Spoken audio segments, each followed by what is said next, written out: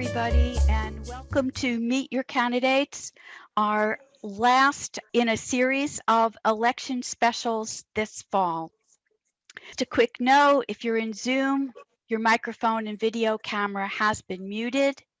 However, we would love it if you would ask questions. So if you're in Zoom, use the Q&A area to type in your question. If you're in Facebook, leave a comment or make a post, and somebody will make sure your question gets answered. You can see the videos of tonight at some point tomorrow in Facebook and in YouTube.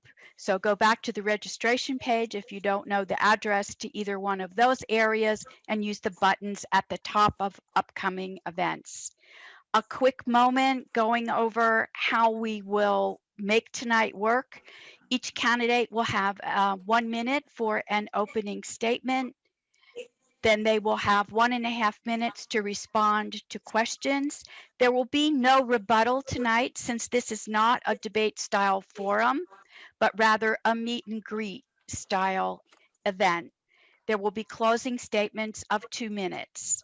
We do have a timekeeper, and she will give candidates a 30-second warning for opening statements, question responses, and of course, closing statements. And then she will say when time is up. Just a quick reminder, check things out in Vote 411, if you will, please. Candidate information, even information on judges that you'll find on your ballot this year. To begin with, I'm going to ask each candidate to open by telling us in 1 minute, by telling us, introducing yourself, telling us what office you're running for, and tell us why you're running. Don't forget to unmute your mic when it's your turn. I'll start with you, Mr. Andrade. Thank you very much, Ms. Winter, and much the League of Women Voters for hosting this event this evening. With everything going on from Hurricane Sally and COVID-19, it's been, very tough to engage with voters in kind of an informal way. So I really appreciate these events. I'm running for re-election as your state representative in House District 2. House District 2 represents Escambia County south of I-10 plus Gulf Breeze. So I have an incredible amount of coastline. I also have downtown Pensacola, and then Myrtle Grove, Pleasant Grove, Warrington down the line. I've served in this role for the past 2 years, and I've been, privileged. Thank you. I've been privileged to bring back record amounts of funding for our infrastructure, like our roads and pedestrian facilities, as well as for our environment. I care very much about what we're doing in those two places, because I want to make sure that the place in my district, the quality of place is ready to accept all the new young people that can potentially move here as a response to COVID-19. We're going to have a lot of opportunities. We've had a very tough time, but I'm looking forward to serving you for another 2 years. Okay. Thank you, Mr. Andrade. Ms. Butler, would you like to introduce yourself, please? Absolutely. My name is Karen Butler. I am a 20-year United States Air Force veteran. I'm from Washington, D.C., and I am a 20-year real estate veteran. I am running in District 1 for the Florida Senate, and that includes Escambia County, Santa Rosa County, and a portion of Okaloosa County. I want to make sure that our veterans are protected. We've got veterans who are homeless and just living on the street.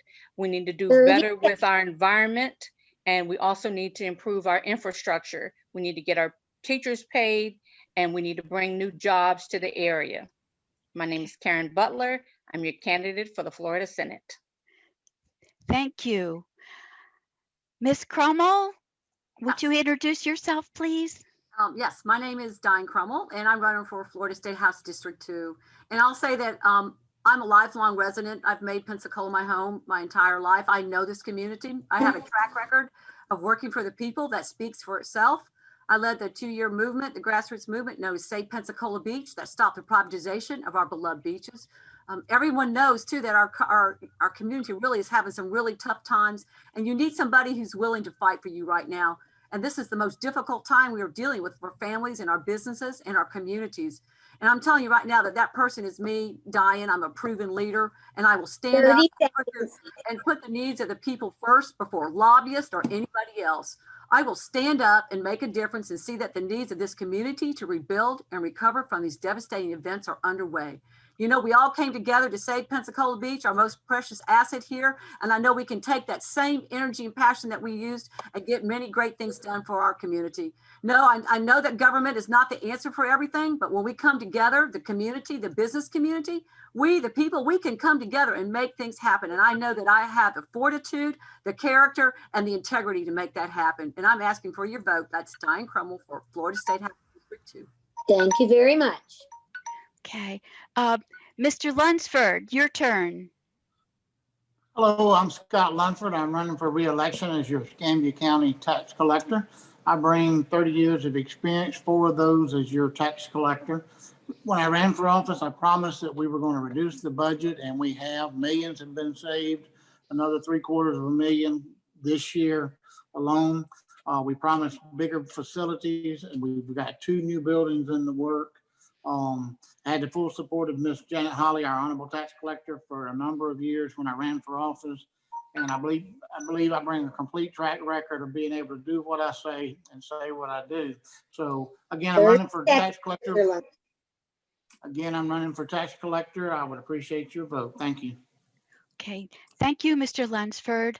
Mr. Oram, your turn. Yes, my name is Albert Oram, and I'm inspired to run and to say this: make America more perfect, don't vote hate.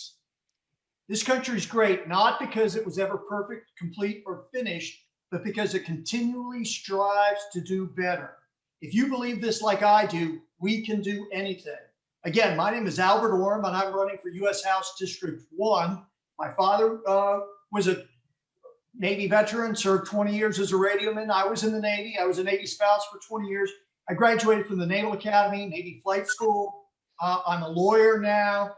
I will dare to lead, to build consensus and alliance to make America more perfect. So when you vote, remember this: don't vote hate. Visit my website, makeamericamoreperfect.org, don'tvotehate.org, to learn more about me and my priorities. Thank you to the League of Women Voters again for hosting this meet and greet. Thank you, Mr. Oram. And last but not least, Mr. Eyre, would you introduce yourself, please? Good evening. So it's great to be here. Thank you very much for hosting this.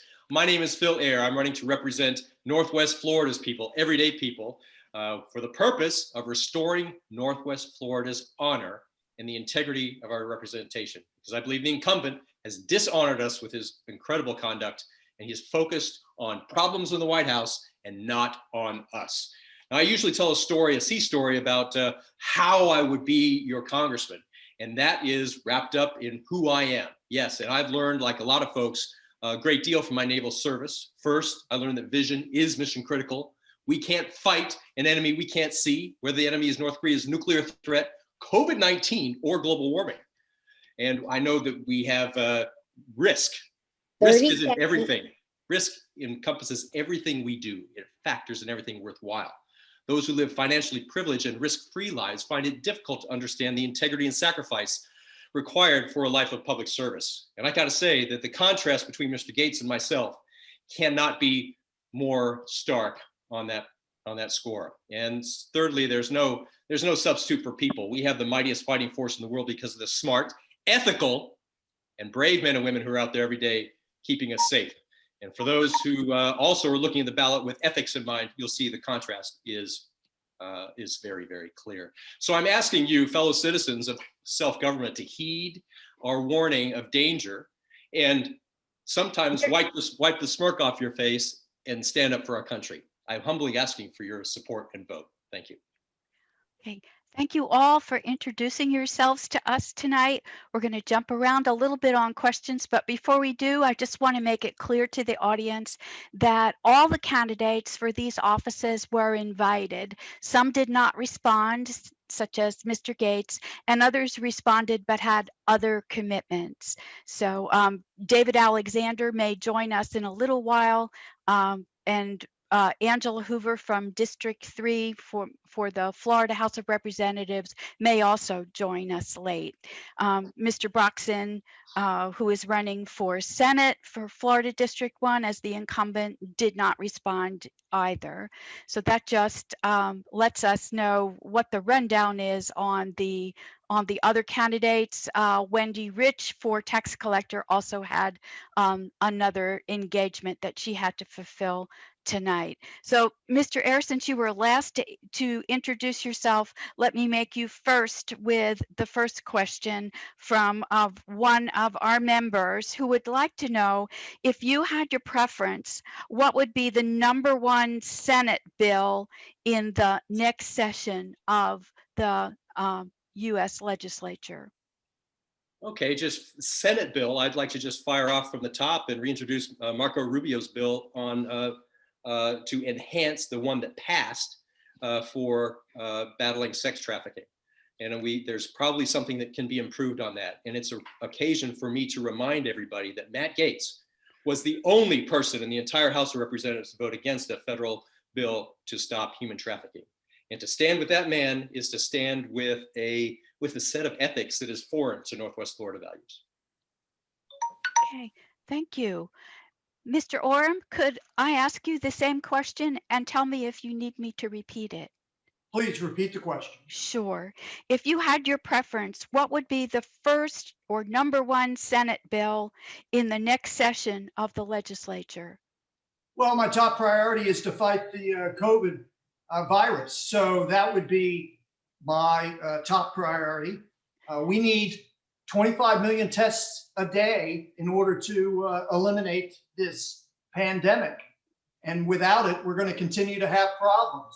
Everybody's relying on a miracle cure like a vaccine or treatment. But honestly, this is going to be like the flu, and it's going to continue to run through America every year. And we need to have wide scale, rapid, regular testing to eliminate the pandemic. That's how the White House handles and protects itself and President Trump. And so we need testing. We need a program of isolation, treatment, and tracing. That would be my top priority. My second priority in the short term would be to fight for liberty and justice for all. I think that it's an important issue that we need to focus on. If you've seen what's been going on in this country, people are tired of not being treated equally. I have proposed that we have a Truth and Reconciliation Commission. I don't know that there's a bill pending on this, but I would just reinforce what Phil said. One of the reasons that Matt Gaetz or Rick Gaetz, whatever the president might be calling him today, might not support that bill is he's good friends with Joel Greenberg, the Seminole County tax collector who was arrested on sex trafficking charges. He was abusing his office. He's a good friend of Joel Greenberg's, and there's a photo of him in the company of Joel Greenberg. So QAnon might take a look at these two gentlemen to find out what's going on with them. Thank you, sir. Thank you. Okay, Mr. Lunsford, over to you. How would you describe the duties of the Escambia County Tax Collector? The duties of the Escambia County Tax Collector are quite simple. Represent the local citizens to make sure that their interests are served, that we're looking at all the bills that are in the statute and bills that are not in statute to get a better experience, to make life easier for those constituents, to try to get better options for paying property taxes, better options for registering automobiles. I think the tax collector is in a perfect position to see the customers on a daily basis and know what their needs are and to identify areas where we can make that improvement. I would say one improvement that would be a great asset to our office would be the ability to verify that someone is actually a veteran and or 100% veteran. So when they come in our office, we could immediately issue them the license plates and driving license at the fees they deserve without asking them to go home and hunt other documents. So I think, again, it's representing the people, looking for ways where we can better the service for the customer. Thank you. Okay, thank you so much. This is a question for both Mr. Andrade and Ms. Crummell. And Ms. Crummell, I'm going to let you go first. The question reads, District 2 covers part of 2 counties. What is the uniqueness, or what uniquenesses, excuse me, that's a plural word, what are the uniquenesses of this geographic area? Wow, the uniqueness of the geographic area certainly has to be our beaches. They are pristine. They are like the top rated beaches of our areas, and they need to be protected. And I believe that that's what makes our area so desirable for people to want to move and live here is our public beaches. And I want to point out too that they were at risk, and our public beaches really is the economic engine that drive our coastal community. And they were at great risk, you know, when Matt Gaetz tried to pass the bill back in 2017, that would have undone an act of Congress that had kept those beaches publicly owned. But we know that those beaches are the engines that drive our communities. Yet, as I struggled as an unelected person to protect and preserve those beaches for more than 2 years, I have to say that Alex stood by and was silent. And he could have, and he also voted in favor of the beaches down there in Walton County. You could have voted against that bill, Alex, you know, to do away with customary use, but you supported that. And I just want to say that also the uniqueness that we have here as well is our historical downtown areas that make them really incredibly places, great places, and our agriculture in the northern part as well. But in District 2, it has to be our beaches and our downtown areas that really make our area where people want to live and raise a family and start a business here. Okay, thank you. Mr. Andrade, do you need me to read the question again? No, ma'am, I have it. And just first, you know, since we don't have rebuttal, I'll remind Ms. Crummell for the upteenth time that I wasn't in the legislature when the bill was passed that said that if private property owner cannot have their property taken by a politically motivated politician without their due process rights. Again, I wasn't in the legislature. I didn't vote for it. Likewise, I've never told the county commission what to do on a zoning ordinance. So while Ms. Crummell might say that she saved Pensacola Beach, all she did was prevent private owners of leased property for 100-year lease property to having the deeds to their property and actually pay the correct amount of property taxes on the beach. And what that's resulted in is that the county is losing out on millions of taxpayer dollars for students, for firefighters, for police officers in the process. It was a fraud perpetuated on people. We all want public beach access, and nothing that was done by Ms. Crummell actually protected beach access. She even admitted that her movement was never about beach access, which is what she's trying to tell you was being deprived. It was never being deprived. It couldn't be deprived in Escambia County. What makes Pensacola and 30 seconds. However, in addition to the obvious one, or beach, is the fact that we have 3 incredible healthcare institutions in Baptist, West Florida, and Sacred Heart Hospital. We also support the #1 orthopedic surgeon in the world, in Dr. Andrews, right here in Gulf Breeze in our backyard. In addition to that, we have the best entity for building walking robots in the world at the Institute for Human and Machine Cognition right downtown in Pensacola.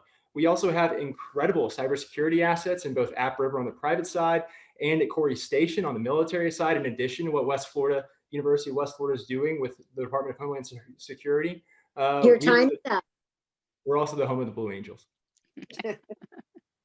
Okay, thank you. Ms. Butler, the next question goes to you. Why do you support or oppose the governor's policy or lack of policy for controlling COVID-19 in the state of Florida? Why would I support? I'm sorry, read that again. Sure. Why do you support or oppose the governor's policy and someone put in parentheses, or lack of policy for controlling COVID-19 in Florida? Well, I can't condone or support the way it was handled. I think we did not act quickly enough, and had he considered a mandate for wearing masks, I think we could have gotten a really good handle on the situation itself. in the military, when you shut everything down, you lock it up tight. If you look at the different military bases, you'll see the number of COVID cases are extremely low. All right. If you shut it down, if we had shut it down very tightly for a matter of weeks, even a month, I think we could have eradicated this situation. But open up bars, for people to go out and socialize, it was just uncalled for, and people were just not willing to suck it up for the amount of time that they needed to.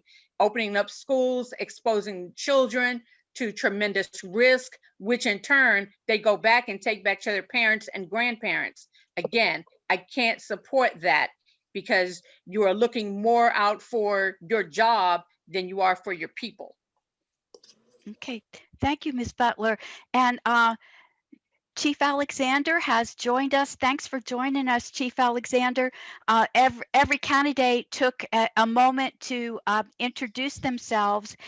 So I'm going to ask you to do that. If you just introduce yourself, say what office you're running for, and explain why you're running, and you have 60 seconds to do that. Okay, thank you. My name is David Alexander III. I'm running for the office of Sheriff of Escambia County. And for decades, citizens have been complaining about how the current administration has not been properly handling matters in the Sheriff's Department, and have not been properly handling our deputies on the streets. And a lot of them have left as a result. And so what I want to do is I want to fix this. I want to restore the integrity, the trust, and the honor of being a law enforcement officer in Escambia County. I want to bridge that gap of racial divide, and I want to be that sheriff for Escambia County that will respect them and protect them. And thank you for having me on tonight. You're quite welcome. Mr. Lunsford, somebody from the viewing audience has a question for you. If amendments 5 and 6 pass, how will that affect our local budgets? The tax collector's budget would not be affected at all, in my opinion, by it. We're a service agency. When we sell driving license tags or titles, there's a fee associated with that. So the driving license fees are $6.25 per transaction, and the registration fees vary. So it would have little impact on ours. The biggest impact on the budget would be, if the minimum wage were to pass, it's certainly going to make it difficult for us to pay the wages we're paying our employees at this time.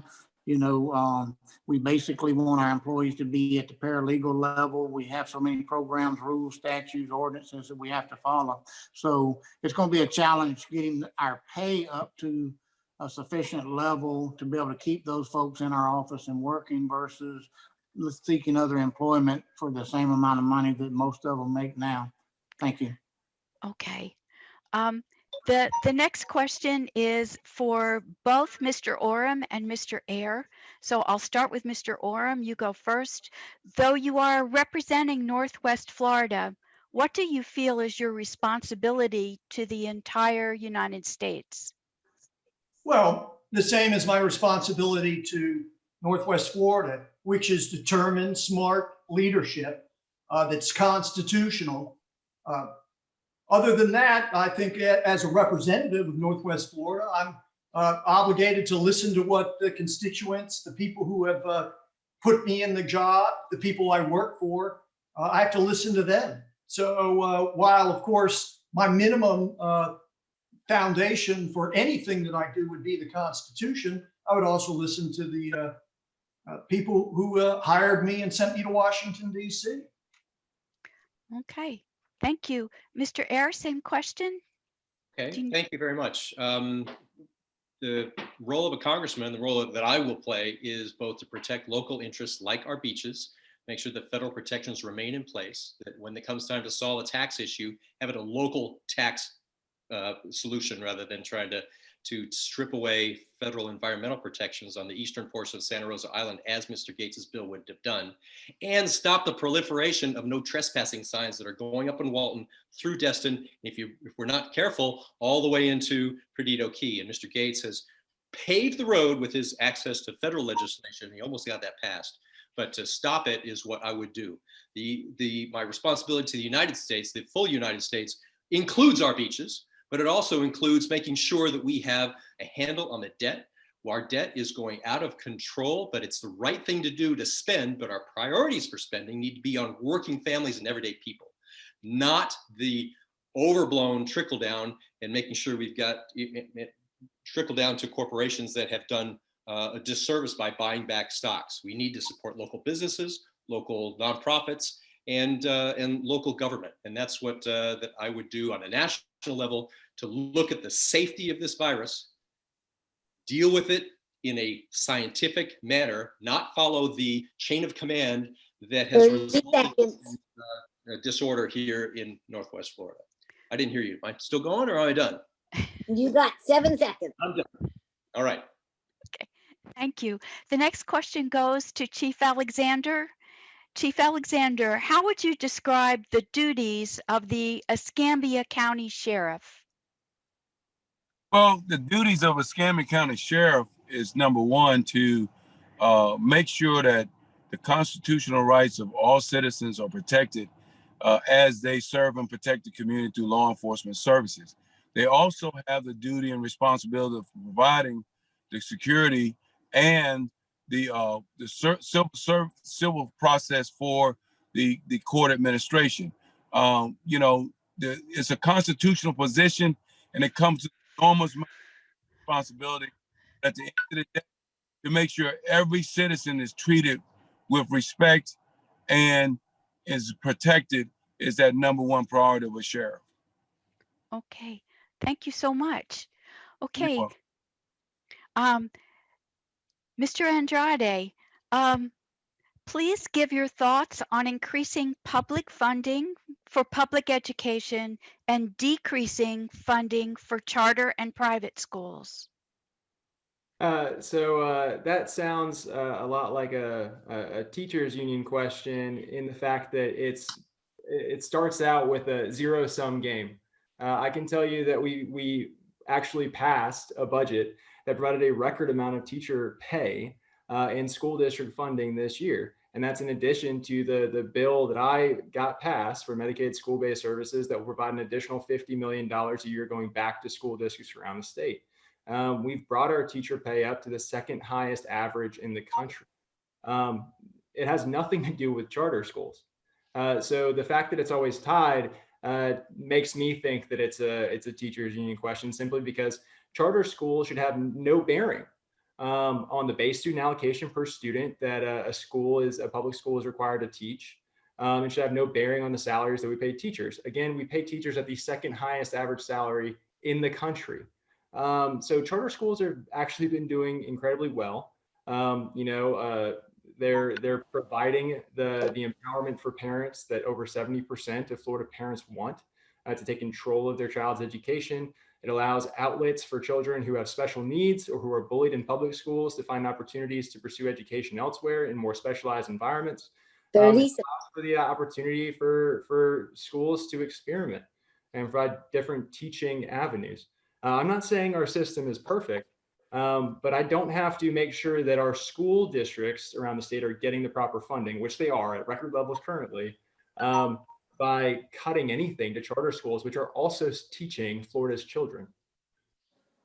Okay, thank you. Ms. Butler, I'm going to lob the same question at you. Do you need me to repeat it? No, I don't. Actually, the fact that they are diverting funds from public schools to charter schools is absolutely detestable. You are taking funds that the students really need in our public schools, and that's there for their programming. It has nothing to do with the teachers' pay, but you're spending something like $118 per student that's going to private schools or charter schools, and then they are already privately funded. So you just can't have it both ways. If you're having a private school, a charter school, and you have a certain set of rules and curriculum and standards that you adhere to, and will discriminate against certain types of students, transgender students, and things of that nature and still try to take public funding, you can't have it both ways. Okay, thank you. And Ms. Crummell, let me just then put the ball in your court for this particular question and tell me if you need it repeated. No, I don't need it repeated, but I just want to go back to the beach thing for a minute. Alex, you call it a fraud perpetrated on the public. This that we tried to say, and it's not about beach access. It was not about, it's about beach ownership. And that is what the 1947 deed did. It guaranteed beach ownership to the citizens of Escambia County, never to be sold or given away and to be held in perpetuity. The tax issues that came to be, that was not our issue. Those need to be resolved, but not on the backs of taking the property, the most precious asset that the citizens of Escambia County will ever own, those public beaches. 80% of the people voted in 2018 across party lines, Alex. It crossed party lines to protect and preserve those beaches. And it's not just a zoning law that was passed. We killed Matt Gates's bill that would have privatized our beaches and then and laid the way open for, to lose beach access or to lose what belongs to us. So I see you smiling and everything, and that you're all like, okay, this is all great. But I know that for a fact that you are involved, your company was involved in the Seafair over there with beach access number 4 in Perdido Key, and that your law firm is involved down as well in Walton County. So to sit there and say that these beaches, this was a fraud perpetrated on the public is a farce. And I want to say that, going back to the teachers, that where is the accountability for charter schools? How can we give funding to charter schools when they have no accountability? 437 charter schools shut down. We need accountability. How can you, take these students that were in a charter school and then you want to just merge them back in when they fail back into the public schools? I think it's wrong. I think that you have to have the same accountability to charter schools as you do with public schools. And I support to fully fund the public school system and our teachers. Your time is up. Thank you. Okay, thank you, Ms. Crummell. I know you're laughing, Alex, but this. Okay. I'm just waiting for you to answer the question. Okay. All right. Remember, conversational, not confrontational, folks. Okay, I'm going to ask Chief Alexander a question. Chief, is there a Citizens Advisory Board or Council for the Escambia County Sheriff's Office? And if so, how would you work with them? And if not, would you organize one? Well, I don't think one exists right now, but what I was asked this question just a few minutes ago, but what I would want to do is make sure that this is something that the voters of Escambia County want. One of the things I think law enforcement executives has got to stop doing is just stop doing what everybody else is doing because it's trending. What you don't want to happen is to set up a citizen advisory board because it was a trend, and then it fizzles out, and now all of a sudden, 2 years later, you're having the same reoccurring problem, and somebody's gonna say, well, we need a citizens review board. Well, that needs to be something that voters, citizens have a chance to really have a voice in, and then we wanna make sure the citizen review board is very representative of the entire county, because there are certain pockets of people throughout Escambia County have been traditionally totally left out of a lot of decision making. And so we look for things to get better. We look to bring it down, but we're not working collectively and collaboratively to make that happen. So I would want to make sure that's something that the citizens of Escambia County want before I start saying we're going to do it. Okay, thank you, sir. Over to Mr. Ayer and Mr. Oram. This question is for both of you. And I think, Mr. Ayer, it's your turn to go first. Who is your largest campaign contributor? And what has been the total amount given by that person or group? Okay, thanks. I'm proud to say we are feeling the love from across the country and across our district. So in federal campaign laws, it's different than the state, as you're well aware. We have a number of $2,800 donors who've given that much in the primary and in the general election. And I guess I'll start with the first person who did that. He happened to be a career CIA officer who spent his entire nation or his entire adult life, like I did, serving our country for the betterment of and the safety of our Constitution. And so I'm very proud to have received his. He happens to live in Nebraska, but let me tell you, I've gotten a couple of max donorships within the district too. Now, that's not my highest donation. My highest donation has been certain labor union PACs who have given me, and I'm proud to have received checks from the Florida AFL-CIO, the International Union of Teamsters. This is off the top of my head, I might miss one or two.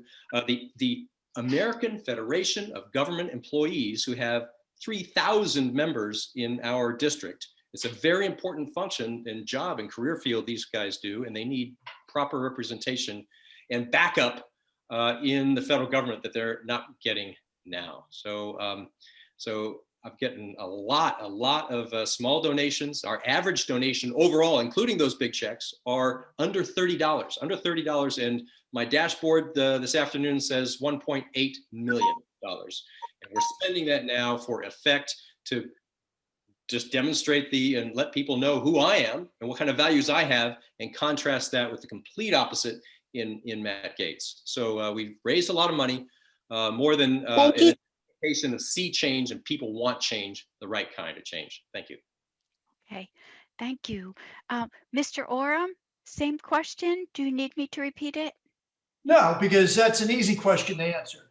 Nobody's contributed to my campaign. Why? Because I'm not accepting monetary donations, because I don't believe that money should buy the office. I believe that people should educate themselves on the positions of the candidates, and they should decide to vote on the basis of that. And if we continue to allow money to corrupt the political system, then nothing is ever going to be accomplished. We're not going to achieve any of our short-term or long-term goals. So the biggest contribution was my self-funding to pay the fee, like all the other candidates have done this year, to pay the fee to get on the ballot so that I could express my view, which is the fundamental problem with this country is that hate pervades the political system, and we need to make America more perfect. You're going to hear other slogans, but they look to the past, and our future doesn't lie in our past. Now, I've proposed 30 seconds. Trump has proposed that he would ban candidates. He should actually pass an executive order that the candidate that has the lowest cost per vote should be elected to office, because he's shown that he's frugal and would spend the taxpayers' money in the most effective and efficient way. I'm that candidate. Don't vote for Matt Gaetz, who can't even show up. He gets $3-4 million. With all due respect, Phil, 1.8 million, that's a lot of money. I hope you use it well and you win. But I've spent, besides the fee, $108 building my website. Go to it, makeamericamoreperfect.org. Learn what I have to say. Thank you, sir. Principles. Okay, thank you, Mr. Oram. Okay, Ms. Butler, I have a question for you from our viewing audience. They would like to know, what infrastructure improvements would you bring to your senatorial district? Okay, that's a great question. I'm glad you asked that. So lots of things are included in infrastructure. One of the things I want to primarily focus on is the fact that we have urban runoff, and we've got to stop that, because all of the toxins, and especially in Escambia County, we've had a Superfund there for years. Escambia County is the most toxic county in the entire state of Florida. That's hard. We've got toxins that are seeping out into the ground, into the water, into our estuaries. It's going out into the Gulf of Mexico. We currently have a 5,000 square mile dead zone out there. We've got to stop agricultural runoff that's running out into our parks.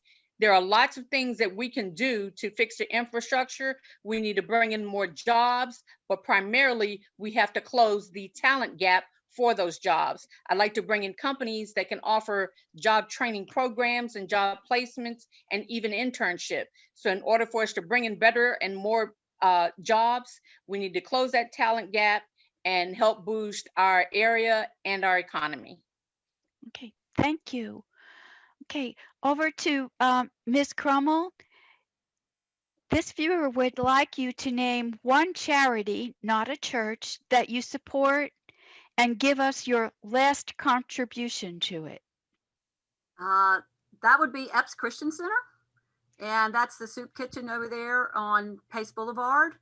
And I actually donated $600 of my own money to buy food following Hurricane Sally, to help provide food that day. At right after there, we did a big food giveaway and provided a hot meal. And I think they're a very worthwhile, worthy cause. Pastor Tisdale is an angel in our community, has worked very hard in feeding the homeless and the poor.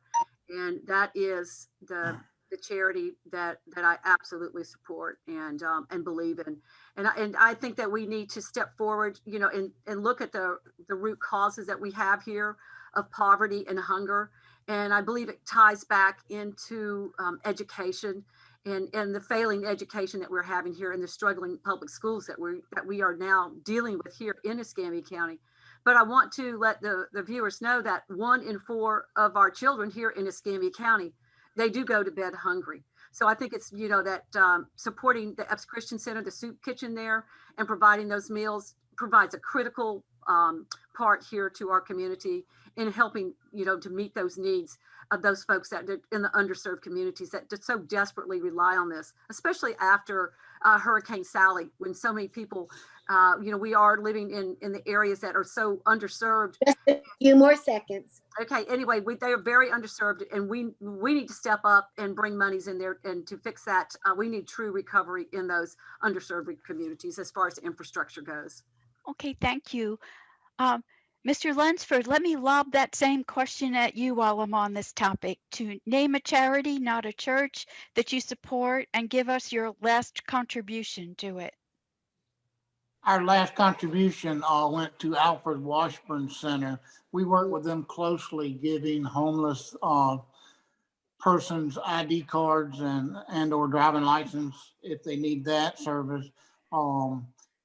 What we do in our office is we raise money, and then my wife and I match that money out of our salaries each year. So the last one we gave, the last check we wrote was for $150. There were 2 checks for a total of $300. And that's how we do that. We support Epps and Own Bikes and many charities throughout Pensacola. And again, you know, our office raises quite a bit of money, and I think it's important that those who are blessed with the Lord's money should give it and spread it as best they can to help make the community better. Thank you. Thank you. And so while we're on this topic, let's just stay on it. Chief Alexander, could you answer that question about a charity you support and your last contribution? Yes. There's a group called the Omega Lamplighters. It's a mentoring program for young at-risk men that they're trying to get them prepared for college or some kind of vocational trade. And so they take time out. It's like I think it's like a 12 to 16 week program. And I last donated $1,000 to them for a scholarship, and we've been doing it the last 3 years. I've been donating money to them for scholarships, in addition to me mentoring with Big Brothers Big Sisters. So those are the 2 charities besides going to church and doing my church outreach that I actually participate in. That's not a church. Okay, thank you, sir. Mr. Andrade, same question. Thank you very much. This is a great question. So, well, yes, my wife and I do tithe at First Baptist Church downtown. I've had the privilege of donating $500 to the same Epps Christian Center, you know, last year from even my partisan campaign funds. You know, food resources are absolutely necessary. It's why I've regularly hosted farm share distributions, food distributions with Brownsville Assembly of God and Pastor Horton throughout my time in office. I'm actually going to be doing one in the middle of November that we haven't publicized because we're not trying to get votes with it. But no, the two things that I'm most proud of are the donations of my time. The first being the charity that I helped found, On Bikes Pensacola. It's a charity that my friends and I started to give out bikes to charities in town that serve children and do so much more for our kids here in town. I'm proud to say in the past 3-4 years, we've given out over 3,000 bikes, helmets, and bike locks to charities in town that serve children. And Mr. Lunsford and his office have been so generous with their time and financial contributions to that charity. I also, like Mr. Alexander, have been donating my 30 time to seconds. Big Sisters. And I've mentored a young man named Lewis since about 2014 when I moved here to Pensacola. And I'm proud to say that this fall he actually graduated from Escambia High School, and I'm excited to help work on getting him set up on his feet in his future career. So no, being engaged in the community never stops. So I know Mr. Kimbrell, who runs the Alfred Washburn Center, and I know he feeds homeless people downtown on Fridays. And sometimes when I'm getting a little despondent in Tallahassee, I reach out to him and I go feed the homeless with him on Friday evenings. Being engaged in your community, giving of your time as well as your resources is something that I believe heavily in, and I hope to continue doing in the future. Okay, thank you. And last but not least, Ms. Butler, same question to you. Okay, so I stopped giving to specific charities. I used to donate every year. But now, because I saw some of the organizations were just using the money, not in a way that directly benefited the people of the organizations. Now, I do direct funding. For example, I rented a U-Haul just the other day and drove up to Century, Florida. I coordinated with the Home Depot, and I was able to get pallets of water, tarps, and different other hand sanitizers, things like that. I drove over 200 miles to be able to provide them with that type of service. Battered women's shelters, I help out with that. I donate funds as well as clothing for women who are in those unfortunate situations. Not unemployed, but homeless veterans. I participate and donate money there as well. So there are lots of organizations that I participate with, as well as United for a Good Cause. It's a Hispanic organization that helps provide toys for children who are underserved and underprivileged. And we have a big fundraiser every year where we give out toys, bikes, and lots of gifts. Okay, thank you. And I just can't leave out Mr. Orem and Mr. Ayer. Could you each answer that last question about charity? Mr. Orem, you're first. Okay, I believe that the arc of the moral universe is long and bend towards justice. So the last contribution I gave was a regular donation to the Equal Justice Initiative. I was moved by their studies regarding lynching in America and the disenfranchisement of Blacks since the turn of the century. I've also liked their work fighting the memorials and monuments that have been created to a whitewashed past. I've written about this very issue myself several times. In 2015 or 2017, I wrote an article that appeared in the Pensacola News Journal that it was time to remove monuments that perpetuate slavery. I've also written many times, but they were never published, about aggressive and reckless policing policies, police mistakes and lies. I think that it's an important issue. One of my top short-term priorities is law and justice. So I felt that that was a good donation, again, to the Equal Justice Initiative. If you are looking for a good charitable organization, I would suggest you take a look at them. Okay, thank you. Mr. Ayer, over to you. Okay, great. So what do we have here? We've got some great stories about local charities and local nonprofits doing good things for people.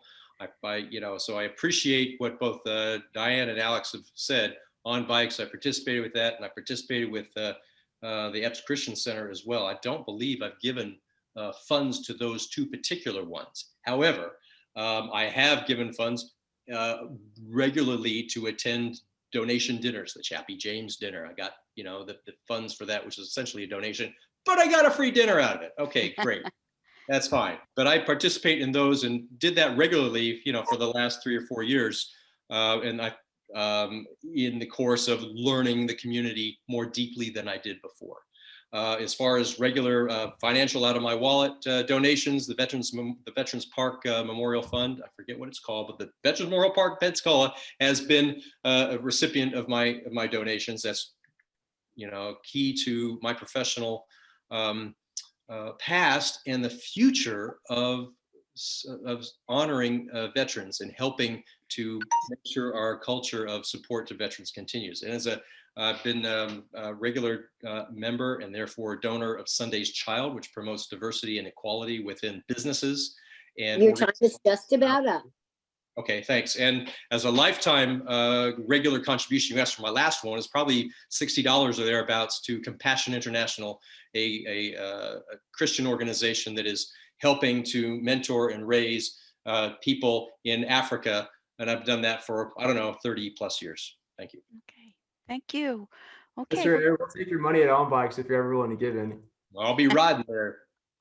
okay. But yeah, thank you. All right. Okay, we're switching topics a little bit. This question is from one of our viewers, and it's directed to both Mr. Andrade and Ms. Krimmel. And I think Mr. Andrade, you're up first. And so let me see if I can phrase this correctly. Isn't it a conflict of interest for legislators who have financial interest in charter schools to be permitted to serve on education committees in House and Senate, proposing laws and regulations and funding for charter schools?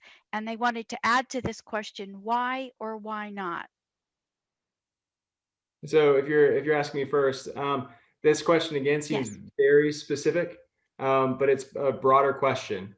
Is it ethical for a legislator with a financial interest in something that they're voting on to be serving on that committee? And the answer is no. But there's a lot of different facts that come into play, right? So there are going to be some circumstances where your financial interest is so distant that disclosure and letting people know exactly what your interest is sufficient to identify what the problem is. But Florida has one of the strongest ethics codes in the country, and our Ethics Commission reviews these questions every single day. This isn't a new question. If someone has an illicit financial interest and they will benefit directly financially from a vote that they are taking, they should be excluded from that vote. That's why you have stringent financial disclosures at the state level for state level offices like the one that I'm serving in currently in our Form 6. We're supposed to disclose every single stock that we own that's worth over $1,000. Every single company we have a financial interest in that's worth over $1,000. 30 seconds. And if you're in a company and you're the shareholder in a small company that you help run, you a lot of times have to disclose the clients that you get a certain percentage of your financial revenue from. So no, this really isn't too much of a concern here in Florida. Like, I've never had a lobbyist ever, or any principal, a business that hires a lobbyist, pay for a water that I'm drinking. We don't accept gifts. We have a very high ethical standard here in the state of Florida. And I'm not besmirching either congressional candidates or the current sitting congressman. When I say that the swamp exists in DC, we do not have the same ethics concerns at the state level because we've gone through it and we've had such a strong response in Florida to date. Thank you, sir. Thank you. Ms. Crummell, same question. Do you need me to repeat it? No, I'm good. I'm good. I don't believe at all that anybody that works in the legislature should be remotely involved in any kind of votes or decisions when it comes to charter schools, voucher schools, and those particular schools. I mean, we do not need to have for-profit schools, and a lot of these schools too that we're talking about, the charter schools in these schools, like, are we talking about the charter schools or the voucher schools? Because I've got my notes. Yes, can you repeat that question? Was it about voucher schools or charter schools? No, they said charter schools, not Okay, voucher that's schools. what I thought. I'm just making sure. Oh yeah, absolutely. I mean, we look at these charter schools as they are for-profit schools, you know, and I think that there should be no profit in education, especially when they're using our public tax dollars. Okay, and then many of these schools, over 400, have closed. What happens is they come in here, the charter schools come in here, they take our public dollars, they open these schools, and then when they fail, or if they make a profit, they're in there to make a profit, but if they do fail, then that child has to be reintegrated into the school system, and we lose the money, our tax dollars, you know, hundreds of thousands of dollars that we put into these charter schools, we lose that money that we have invested. And so I believe that we need to take the profit out of these charter schools, and that we need to have absolute oversight as to who really, we need to look and see who does own these charter schools, and who's in charge there. We just need oversight, and we need to have accountability. And I believe that that is one of the main reasons that that people that are voting on it is kind of like the fox guarding the hen house. I would never support that. Okay, thank you, Ms. Crummell. Chief Alexander, over to you. In what way do you agree or disagree with the statement that police officers should be guardians and not warriors? Well, first of all, I agree with the statement, because being a guardian means that you're safeguarding the rights and freedoms of all citizens. Warriors have a tendency to look at the public as the enemy, or certain segments of the public as the enemy, and it gives them the excuse to be inhumane in the way they treat that person. So I like the guardian type mentality, because citizens are supposed to be treated fair and impartial, and without regards to what their socioeconomics or their race may be. And these are some issues that society will oftentimes demonize people and make them a public enemy, which gives some permission to declare war against them. So I like the guardian mentality. It's a forward-thinking mentality that I think it creates a win-win both for law enforcement agencies as well as the communities that they serve. Okay, thank you, sir. Mr. Lunsford, your turn. What would you tell a customer who is concerned about the security of conducting business online on your website? Sure, good question. We demand from our vendors, we have memorandum of understanding of what they can and can't use that they collect from our customers. We require encryption front to back on all transactions. They're not allowed to maintain personal data. The things that we do allow them to maintain is like your tag number and your email address, so they can remind you next year that you need to renew that tag on your birthday. So we take extra precautions, and we were having a discussion about this very subject today. And it's something we work on every day in the office, because we do take the protection of personal information very seriously. The good thing is, for the tax collector's office, the majority of the highly identifiable information is maintained by the state in secure servers over in Tallahassee. We don't maintain date of birth, driving license, those kind of things in-house. We're working on their system when we take it in and transmit it directly to them, and then we no longer control it. They protect it over there. So our systems are robust. We talk about it constantly. And again, end-to-end encryption, and we meet all of the FDA and our FICA banking requirements, everything for credit cards on down to debit. It's all totally encrypted. Okay, thank you very much. Next question is over to Ms. Butler. Let's see. Oh, yes. A viewer would like to know, what would you change about the current healthcare system? One of the first things I would do is expand Medicaid to incorporate veterans. Right now, they don't have access to the health care that they need that have been separated from the military. You know, we select the best and the brightest to go and fight our wars, but when they come back broken and bruised, we discharge them. So many are homeless, suffering from things like PTSD.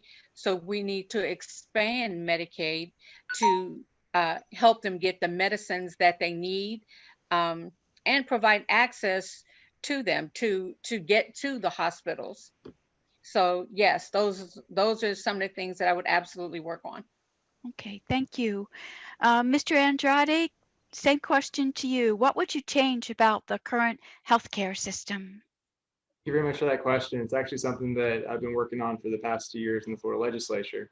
A lot of times when we're in these political debates and we're talking about fixing healthcare, we talk about pumping more money in the system, but we can all agree that the system is broken.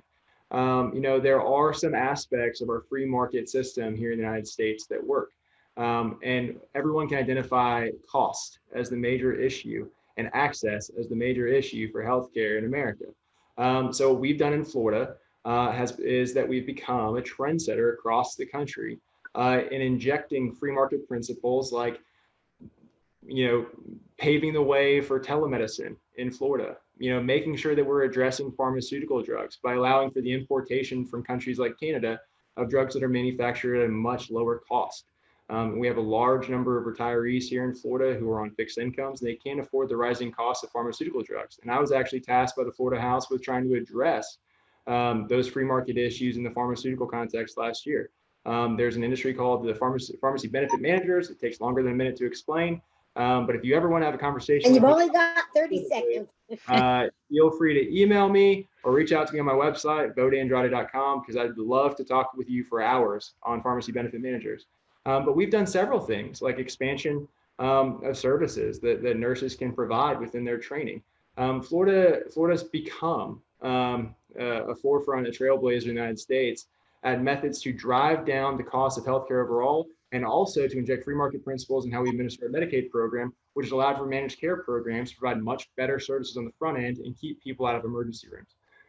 Thank you, sir. Your time is- we have a philosophy here in Florida, and it's working. Okay.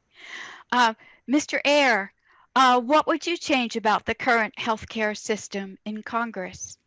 Well, I would just want to say that when families have to decide between paying their rent or taking their kids to the doctor, the system is broken. So I agree with that. And I would make sure that we would withdraw from the federal suit to abolish the Affordable Care Act. I think we need to be leaders in this and not abdicators in this. And we want to fix and strengthen the Affordable Care Act so that it works for people. And I'd just like to point out that Matt Gaetz had voted on a resolution that would cut $500 billion from Medicare, privatize the system, and raise the eligibility aid. And to make matters worse, he also voted against a bill that would have given HHS the power to, voted against the bill, given HHS the power to negotiate drug prices. That would have immediate effect, or very near-term effect, in everyday people's lives. And so those are the kind of things we want to do. I want to make sure there's a public option available for people to choose, rather than destroying their choice on employment-based or union negotiated healthcare plans that are actually pretty good. But we do want to make sure that people have that they have the means tested way to get into a public option should they need it. And the foundation of all of that is a national standard of healthcare. It's defined in the ACA, but if you're an American, you're living here, you ought to have access to an American standard of healthcare. Thank you. Ms. Crummell, over to you. Why do you support or oppose Governor DeSantis's policy for controlling COVID-19 in Florida? Well, I have to say that the way this was rolled out was really, wow. I just think he did a really not a good job. Not a good job. I'm just trying to be nice here. I believe that we should have had a more regulated. We needed a statewide rollout of how to handle COVID, so that the counties and the different cities and municipalities are not trying to come up with what they thought should be done. It should have come from the top, starting with President Trump and rolling down to the states. And it should have just been a unified message on how we could deal with COVID. And I just feel like it just wasn't handled properly, and that it should have been very regulated right from the get-go. And then right now, we need to be, I believe that masks do save lives. And I do believe that masks are important. I don't understand why wearing a mask has to be so politicized. I just don't understand it. They save lives. The facts are there. And I believe that we should, he could have expanded testing. We need contact tracing. We need to stay on top of this. You talk about how we're going to bring our economy back that's suffering, and what we need to do to, because we're losing all this tax revenue. We need to get a handle on COVID so that people want to come here and they feel safe.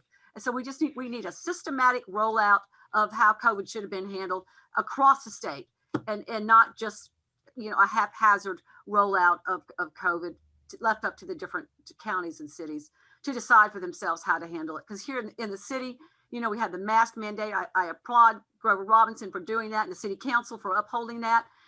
Because it has been proven that wearing the mask keeps our businesses open. It makes people feel safe. They want to come here. We have got to get a grip on COVID. You exceeded your time. To make our economy, and so people want to come here and spend their dollars here and keep our economy going. Okay. And Ms. Winter, may I have a chance to answer the healthcare question? How did you know I was going to ask you that question next, Mr. I didn't know you were Orr? coming back to me. I wanted to make sure. I was coming back. I was going to ask you the one about COVID-19 and whether you I'll answer both supported. those questions. Oh, okay. Well, Briefly, can you do it the in 1.5 healthcare minutes? Can you do it in 1.5 minutes? No, Yes. but I'll do my best. Okay. Okay, So Not given to. You do the healthcare question. Go ahead.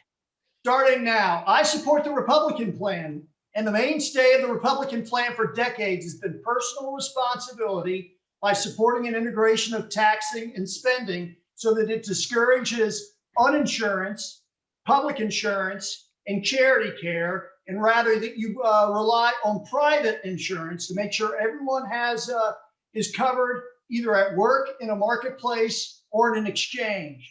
Now, does that all sound familiar? I fail to understand why Democrats don't say this the first thing out of their mouth. That's Obamacare.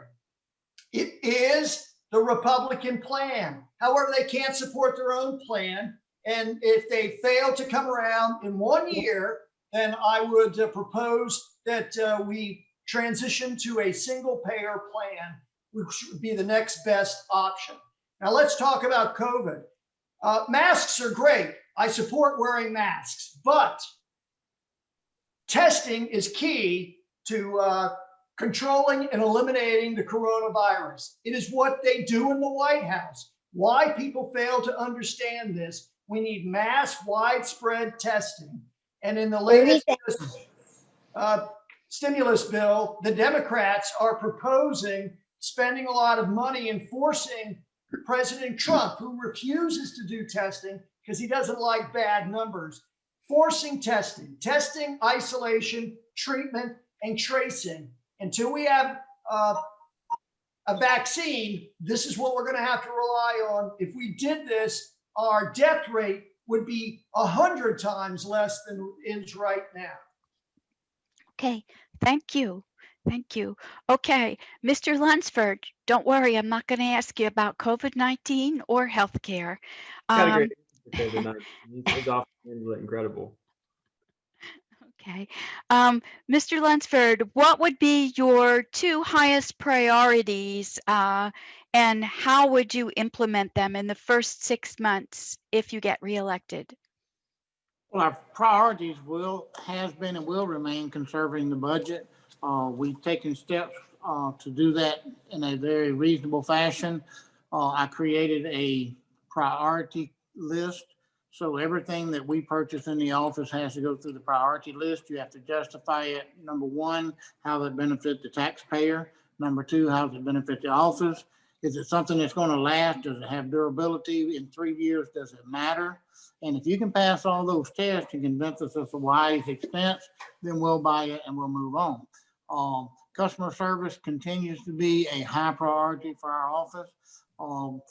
Alex Andrade can tell you that each year I come up with a handful of bills to make services in our office easier. Some of them are successful, some are not. Some take time to get through. But if nobody's asking, nobody's pushing it, it never gets any better, and good enough is not good enough as far as I'm concerned. So we'll keep trying to save tax dollars, and we'll keep pushing the envelope to try to get a better set for the citizens in our county. Okay, thank you, sir. And Yes, ma'am. Chief Alexander, over to you. What would your policy for the Escambia County Sheriff's Office be on the use of force? Chief, are you still with us? Yes, There you yes. are. Thank you. Well, first of all, there is a use of force continuum that's known widely in law enforcement. And certainly the policy, I would imagine, being that the Sheriff Department is accredited, the policy has to meet a certain standard in order for it to be an accredited organization. And it definitely has to be in compliance with what the law and rules of law require. However, what usually will make a distinguishable difference is the level of accountability that's exercised in the daily practice of adhering to the policy. So what I would want to do as a sheriff is to make sure that policies are being followed and that the practices that are accepted every day are within agreement with the policy as well as state laws and what ethical policing would dictate. Okay, thank you. Well, folks, we've been at the questions and answers for an hour and 15 minutes. So I know you're all busy people and have lots of engagements. And so let's go ahead and move along to the closing. You have 2 minutes for the closing. And here's how I'm phrasing the closing question. Do you have any thoughts you'd like voters to know about you and your ideas before we end tonight? And so I'm just going to start at the top and go down the list. I'll start with Ms. Butler, your closing statement. Any thoughts you'd like voters to know about you and your ideas before we end tonight? Absolutely. I am the first woman candidate to run for the Florida Senate in District 1 in over 100 years. There are more registered women registered to vote than we have men, but we've never had representation. I think that we need to address healthcare. And, a couple months ago, we were just talking about, what a crisis it was when we were teetering on 100,000 people dead. And now we're at over 200,000, teetering on 250,000 dead. So what do you call that? We have to clean up our environment. We have to improve our infrastructure. Places like Century they don't have a hospital. They've got to drive all the way to Pensacola to get health care. So there are so many things that I would like to do. And I think that the military gave me a phenomenal background in leadership and management. And I believe I have the empathy that our legislatures have lost, and they've forgotten the fact that they are there to represent the people and not their party. Enough with the partisan politics. It's not about the politics, it's about the people. And we need to bring the people back into it. And when we start taking care of them, we can start building our economy and our area, all of Northwest Florida. Thank you, ma'am. Ms. Crummell, over to you for closing statements. Any thoughts you'd like voters to know about you? Yes, I just want to say that, people's lives have been turned upside down. We're dealing with COVID, the devastation from a hurricane. We have the highest unemployment since the Great Depression. Businesses are going bankrupt every day. I mean, it's just like one trauma after another. We've got big problems. And, and our business community, has been decimated over the destruction of the Bay Bridge. And I just want to point out that my opponent has remained silent on that. On top of that, my opponent has remained silent when Florida had the broken unemployment system. So what did he do? He turned around and supported, giving the same failed contractor another $131 million contract, while folks in our districts are suffering. The bottom line for the people here in House District 2 is my opponent claims to represent them, but when it came time to do the actual work of the people, my opponent was nowhere to be found. And this has been a consistent theme for him. But I want you to know that folks know two things about me. You know, I'm a lifelong resident here. I'm passionate. I care about our community. I care about what's going on here. I am invested in this community to see that things happen here. But I am not afraid to work for the people, and I'm a proven leader. When it came time to save Pensacola Beach from privatization, I stepped up, showed up, and organized a grassroots movement that brought the people together across party lines to save our beautiful, beloved beaches for everyone to enjoy. And yet again, my opponent remained silent. He could have come up with a bill to protect our beaches, but he did not. When I get elected, I want you to know that I'm going to fight as hard as I did for that beach. The 2.5-year hard battle, I will take that same passion, my commitment, and I will work on things that matter to us, to our community. When you send me to Tallahassee, I won't be silent. I will work for you, not the lobbyists or special interests. I am committed to our community. I'm committed to the people that live here. I will listen to you. I will work for you. I will work for you. You pay my salary. I will answer to you. And that will be my full-time job. And I will make positive things happen for our community. So I'm asking you to vote for me in House District 2, Florida State House District 2, and send me someone who cares about the people and put them first over special interests in the lobby. Send me to Tallahassee to fight for you. And I will do my best to deliver everything that needs to be done here to make our community stronger and move us forward. Thank you. Thank you, Ms. Crummell.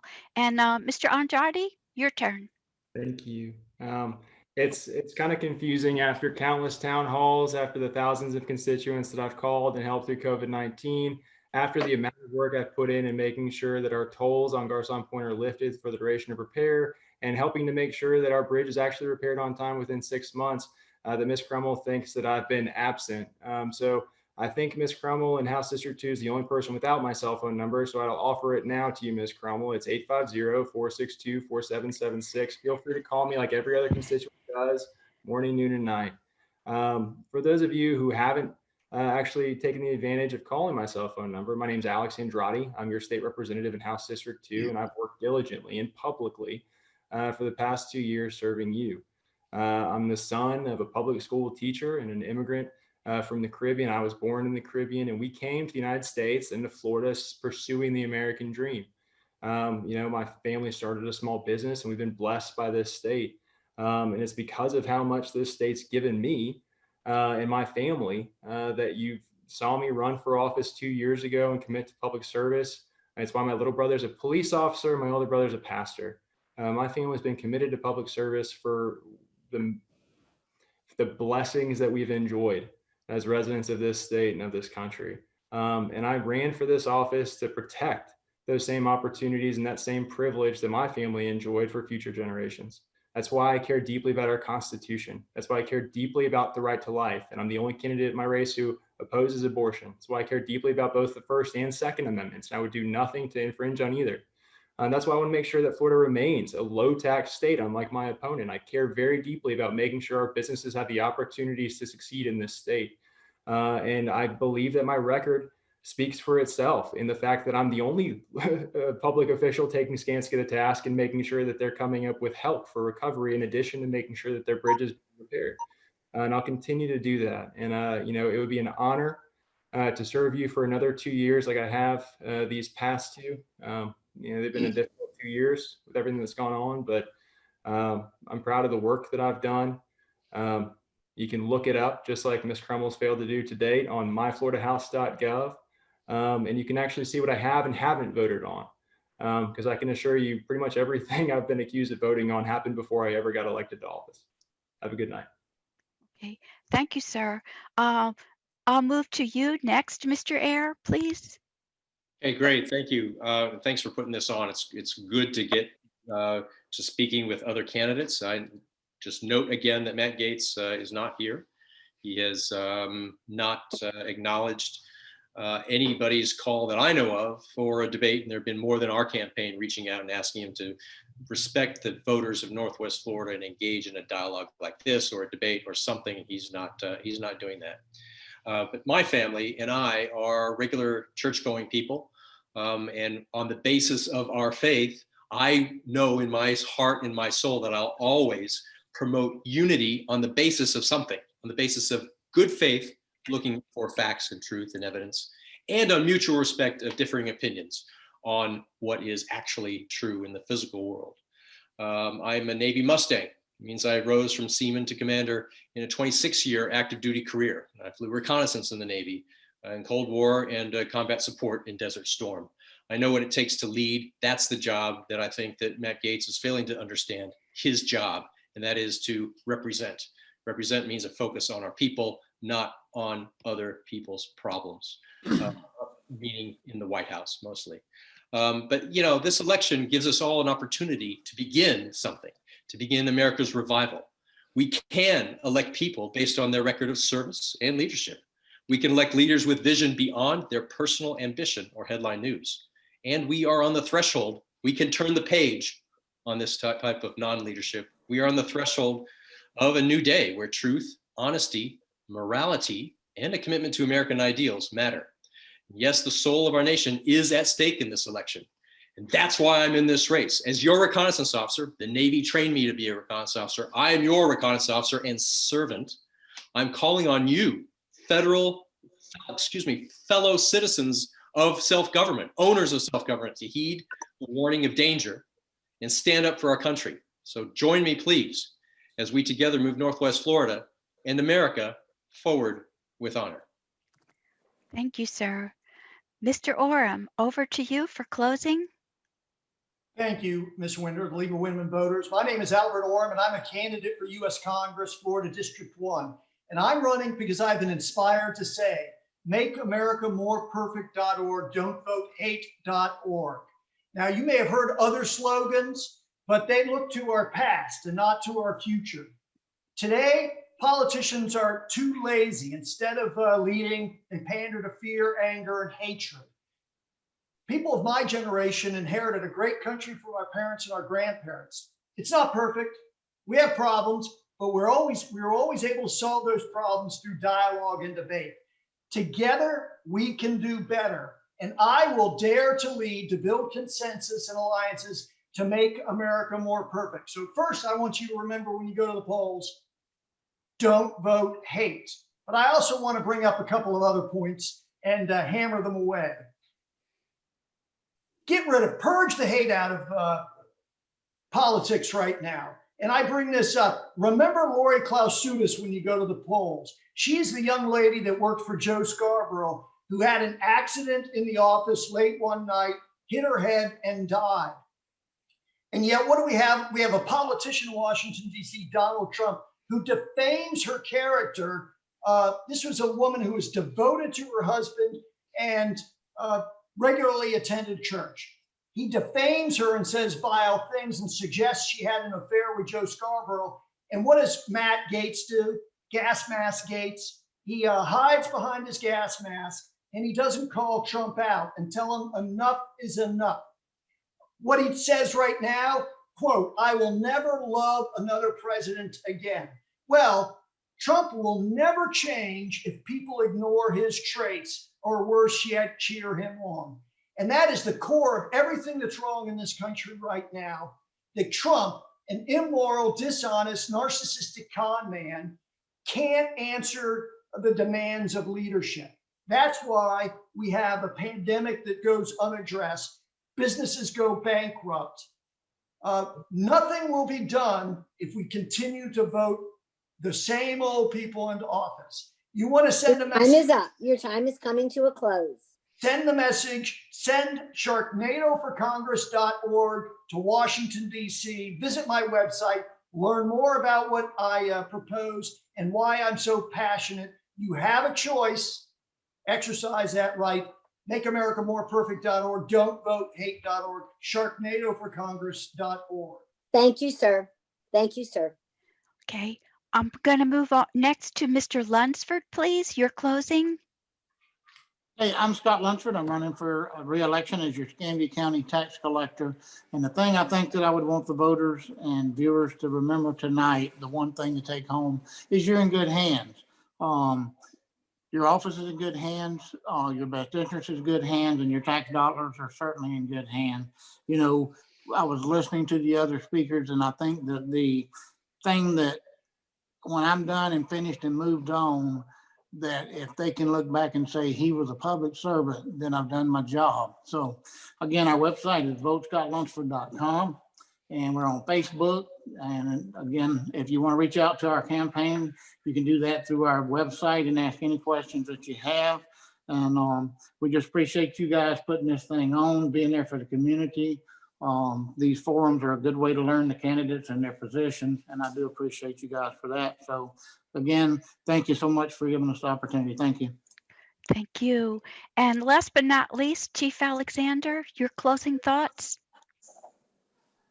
You know, this campaign has been very enlightening. I've seen some character traits from people that has been very shocking. But at the end of the day, I believe that my work history, my experience is very extensive in dealing with community problems and taking the leadership role. I hope that voters will look at the current climate and that we've been blessed here in Northwest Florida that things are not as bad as they are other places. But it is critical now to have leadership that's not going to frighten you into thinking that things are worse than what they are. But at the same time, that leadership will encourage you, inspire you to take part in your public safety and work with your sheriff department as opposed to creating a greater racial divide. I believe this is something we can do. We've done it before. We've done it in the city, and I want to do it for the entire Escambia County. I want people to feel like they're being respected as well as being protected, and I'm willing to do that because it's the right thing to do. And again, bringing integrity and leadership that you can trust is very important. So your vote is important right now, especially on the local level. So I hope that those that are listening tonight will be encouraged and inspired to vote David Alexander as their next sheriff of Escambia County. I promise you, if things go wrong, we'll fix it. And if if we've done something wrong, we'll take responsibility for it. We definitely won't blame the public for it. Thank you so much for your time and your space in this program tonight. Thank you very much. Okay, thank you. And candidates, I would like to thank you for being so generous and sharing your time with us tonight. We really appreciate it. I'd like to thank the members that in the audience that sent in questions and the members that sent in questions via email. I'd like to thank timekeeper Betsy Weary and my colleague Joe Matthew for helping me field the questions. Good luck to all of you on November 3rd, and we really appreciate, again, your time in answering all these questions. So I'll say good night now and go ahead and end the meeting. Don't forget, the recordings will be up on Facebook and YouTube tomorrow. Thank you. Thank Let them you. vote. Night. Thanks. Good night, everyone. Good night, everyone. Thanks for having us. You're very welcome.